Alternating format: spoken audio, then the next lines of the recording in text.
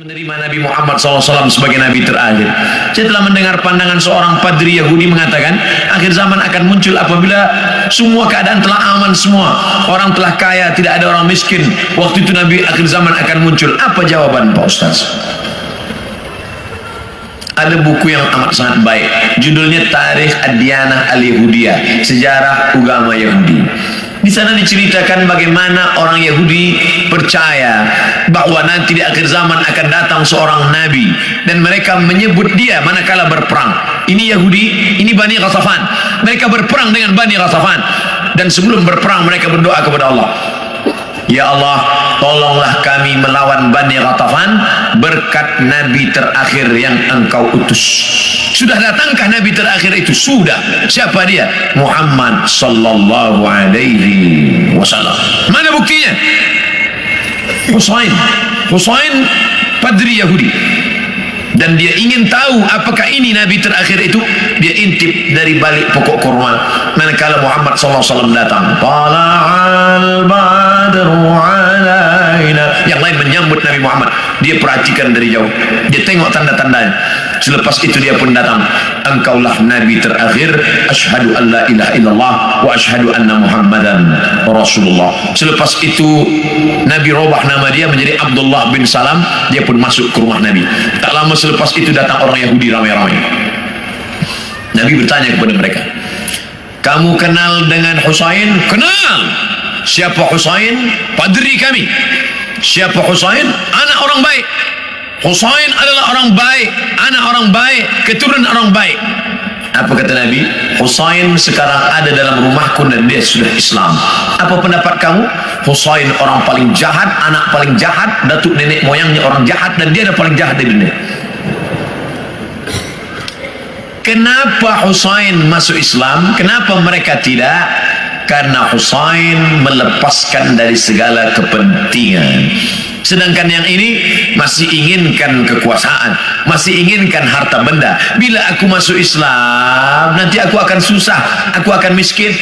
Alladzina atainahumul kitab, mereka yang kami berikan Taurat dan Injil, ya'rifunahu kama ya'rifuna abna'ahum.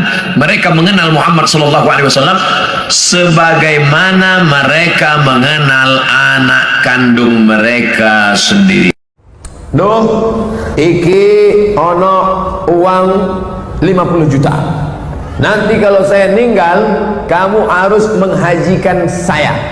Anak ini bolehkah menghajikan bapaknya? Boleh, dengan syarat dia haji dulu. Namanya badal haji.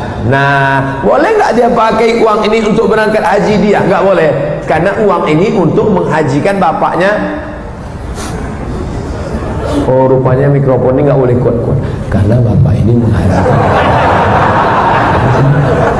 maka dia nggak boleh menghajikan. Jadi dia harus haji dulu, baru dia bisa menghajikan bapaknya.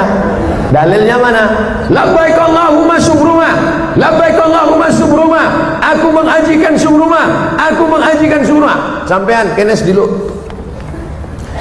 Come here for a moment. Sini sebentar. Kamu tadi menghajikan siapa? Menghajikan Subruma. Subruma itu siapa? Sedulurku. Aku menghajikan Subruma. Sampean wis haji apa ora? Urung.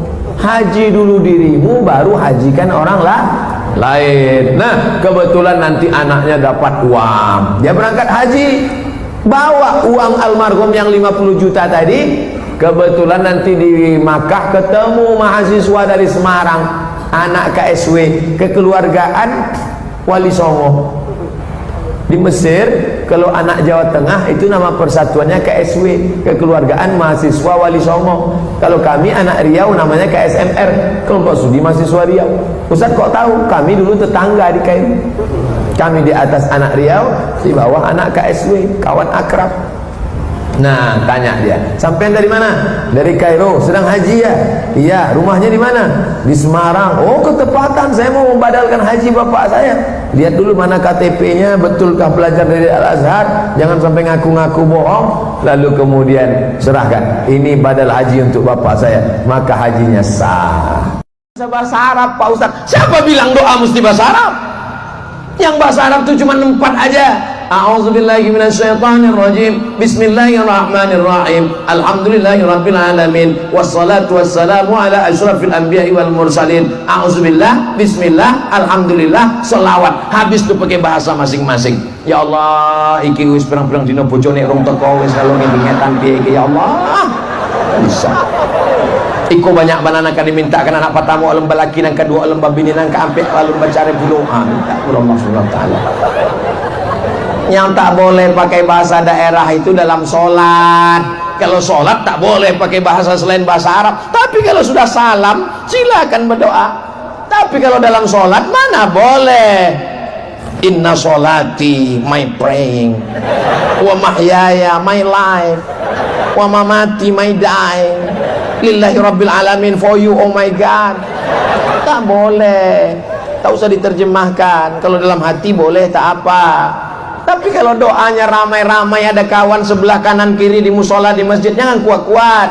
Nanti dengar kawan sebelah, ya Allah, pertemukan aku dengan dia.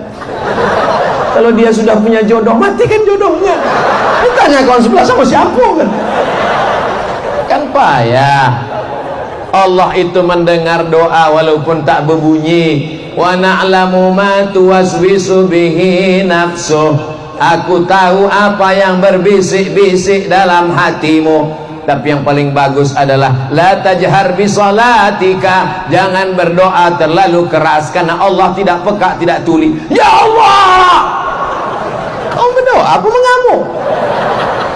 Wala tukhafid biha. Jangan pula sampai tak bersuara. Ini ada orang sekarang berdoa diam aja. Wabtaghi baina dzalika sabila. Carilah antara itu yang sedang-sedang. Ada pula orang ini sekarang berdoa membentak-bentak. Allahumma fiddin, Allahumma fil jasad, Allahumma fil ilmi, Allahumma maut, Allahumma maut.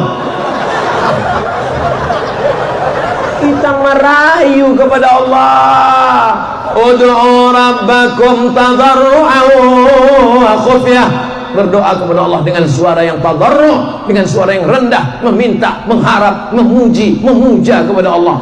Allahumma inna nas'aluka salamatan fid din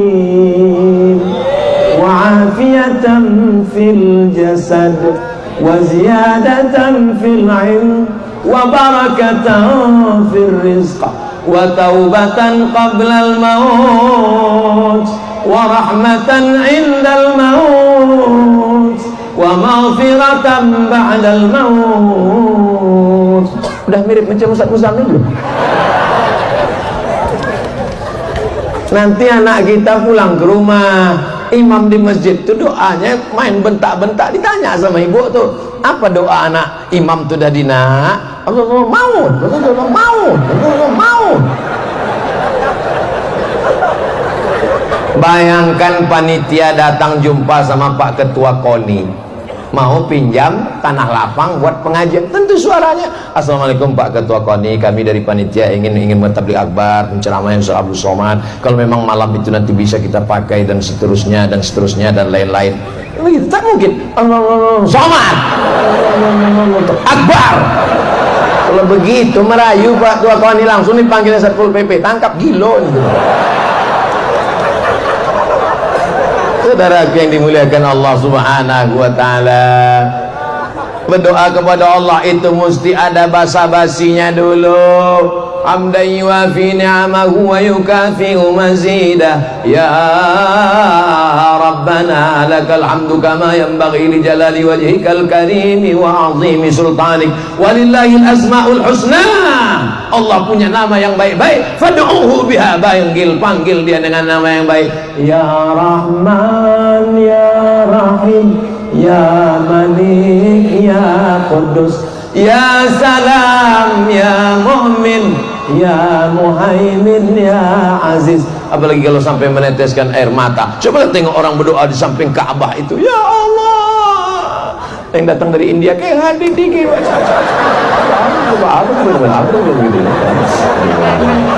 Awak yang di samping nengok apa itu deh. Kau khusyuk betul tadi berdoa tuh sampai melalui air mata. Apa tak khusyuk, kakiku dipijak orang Afrika gitu ya. Kalau hati lembut, mudah dia meneteskan air mata. Betul? Saya diajaklah untuk membimbing iktikaf malam. Pas iktikaf itu kan ada acara muhasabah. Ya Allah, dosa kami begitu banyak, ya Allah. Udah saya coba, saya dengar tak ada jamaah itu menangis. Nah, gawat juga ini. Lama-lama menangis saya, saking tak adanya orang menangis. Begitu juga lah yang dialami jamaah. Ada jamaah mantan preman, waktu orang berdoa di depan Ka'bah ketawa dia. Apa yang kalian tangiskan ini? Kiki kata dia. Waktu orang menangis di depan makam Nabi, apa yang kalian tangiskan? Sampai pas terakhir Pawap Wada, hilang dia. Dicari sama kawan saya membimbing umrah, dicari-cari, rupanya dia di bawah pintu Ka'bah sedang menangis. Ditanya, kenapa kau menangis? Aku menangis, kenapa selama ini aku tak bisa menangis? Ada masanya hati itu luluh di tengah malam, jam 2 malam, sedang sunyi, gelap, mati lampu. Doa. Kalau siang kadang hati tak khusyuk, tapi zaman sekarang di jam 2 malam pun kita pas mau khusyuk, ya Allah, gol. Ada orang nonton bareng di samping. Makanya kalau ikut iktikaf dengan Tuan Guru Salahuddin, di sana ada pengajian, membaca kitab Ihya Ulumuddin, membaca kitab tasawuf dengan para habaib kita. Jangan sendirian, karena setan belum pensiun. Tapi kadang orang sedikit-sedikit salah setan, sedikit-sedikit salah setan. Ustaz, suamiku ini tak sembahyang, tolong Ustaz ruqyah dulu. Allahu la ilaha illa huwal hayyul qayyum, la ta'khudhuhu sinatun wa la naum. Selesai ayat kursi, tak ada respon. Biasa orang kalau diganggu setan, keluar setannya. Ini tidak, kata setan, aku tak ada ganggu dia. Dia aja lebih parah dari aku, kata setan. Ini kadang kita kasihan juga nengok setan. Sikit-sikit salah setan, sikit-sikit salah setan. Masya Allah, tabarakallah. Jangan ketawa berlebihan, nanti kemasukan setan. Saya disuruh mak saya mengantar undangan. Dulu nih ceritanya, pergi ke wantar dulu undangan. Ning tong, buka bel. Terkejut saya sangka salah alamat. Ini rumah Bu Anu, saya lah katanya. Lain muka ibu itu. Terkejut saya. Balik saya ke rumah, saya cerita sama mak saya, mak, lain muka ibu. Iyalah, dia bertopeng selama ini. Biarlah ibu cantik di depan bapak. Pulang bapak tuh ibu pakailah baju dinas, pakai wangi-wangian. Anak macam mana Pak Ustadz masih kecil? Kasih dia antimo. Jangan banyak, setengah aja. Setengah. Kalau sepapan lama dia tuh. Kata-kata. Nah, itu ikhtiar, itu usaha. Tapi yang lebih daripada itu adalah ibu tahajud malam, ya Allah, jaga lakiku ini, jaga hatinya ya Allah, jaga hatinya, jangan sampai bersimpang berbelok, jangan dia menengok perempuan lain ya Allah. Kalaupun nampaknya anak gadis, nampaknya tua muka anak gadis itu di mata dia ya Allah. Kalau ada mantan pacar dia dulu ya Allah, selamatkan dia ya Allah. Kalau tidak, dua gendangnya ya Allah. Kalau tidak mantannya itu mati, dia ini mati duluan.